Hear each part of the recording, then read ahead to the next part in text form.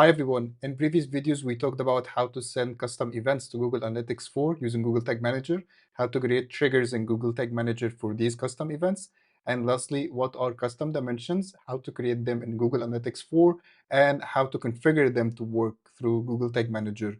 In this video, I'll show you how to combine these three videos into one and track user behavior events in Google Analytics 4. In a previous video, we created a tag in Google Tag Manager that fire an event and send it to Google Analytics 4 whenever a user clicks on this call to action. Now let's go to Google Tag Manager and open this tag. As you can see, it only have the event name without any additional details. But in our case, we want to send an additional information when this event fires. So expand the tag, expand the event parameters section. Under event parameter, add in the following: event category, event action, event label, and lastly, event type. These four parameters should contain additional information about the event that the user have triggered. So for example, currently the only information that we know that there is a user or a couple of users on our website that triggered the click waxy event. But we would like to know more information on where did they have triggered this event, for example, which was the place that this banner or the click waxy call to action appearing. Maybe we have several sections on our website that contains this click waxy call to action. So in our case, this call to action was on the home page. So we can name this as home page or then a static value of home page. When this tag is fired, we will see event category as home page. Now, event action, this usually describes the action that the user have performed. Similar to the event name in our case. So the user have clicked on the click waxy call to action. So let's copy this and add it to the event action parameter. Event label. With the event label, in my opinion, we should pass a dynamic page URL where the user was redirected to. So for example, let's see what is the page that the user will be redirected to when the call to action is clicked. We can see that it's a product page and that's the product URL.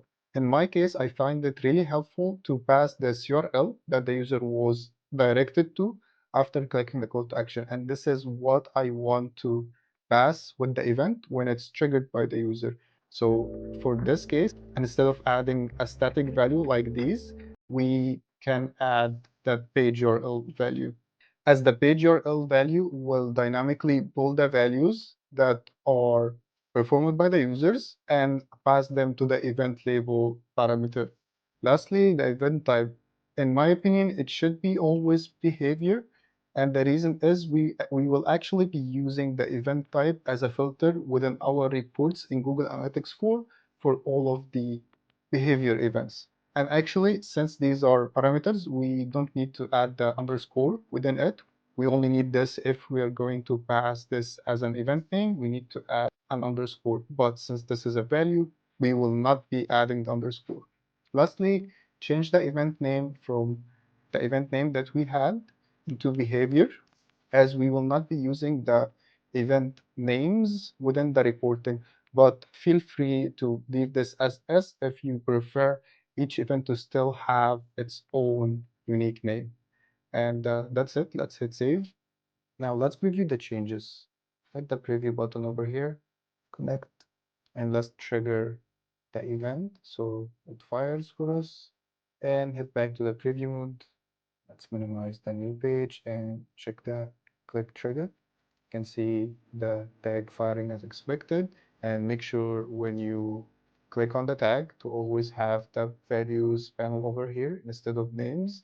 In case you have a dynamic variable, you will not be able to see the dynamic value that was pulled.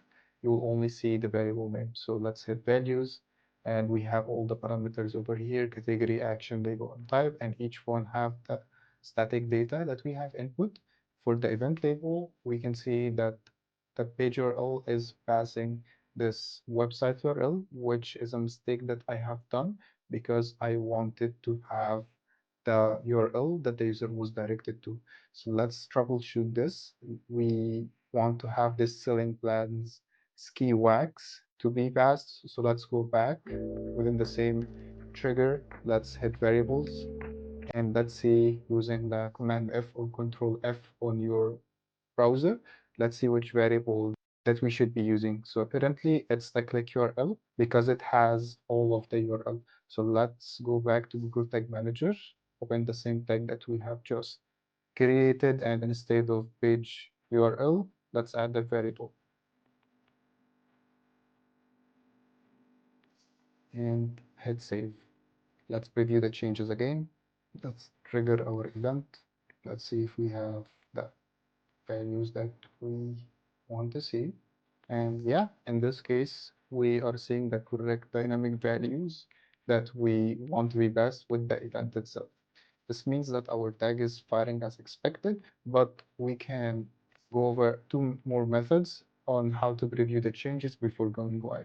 So inside of the preview mode, you can also click on your GA4 measurement ID, and you can see the event firing over here as expected. And if you clicked on it, you can see all of the details along with the custom dimensions or the parameters that we have created. Additionally, you can use the GA4 Debug Mode and GA4 admin section. Under data display, there would be the debug view feature where you can see all of the events that were generated on the website. Let's expand the behavior event and let's see what we have inside. So we have here the event action, event category, event label, and this means that GA4 is also able to read all of the data that we want to send to GA4. So the next step here is creating a custom dimensions that sends that data to Google Analytics. As of now, GA4 is able to read the data, but it is not storing any of it because we haven't configured the custom dimensions inside Google Analytics 4. This means that if you want to send custom data to Google Analytics and you want to create custom dimensions based on that, and you want Google Analytics 4 to store it for you, you would need to create custom dimensions inside Google Analytics. So head to the admin interface, under data display, click custom definitions, create custom dimensions.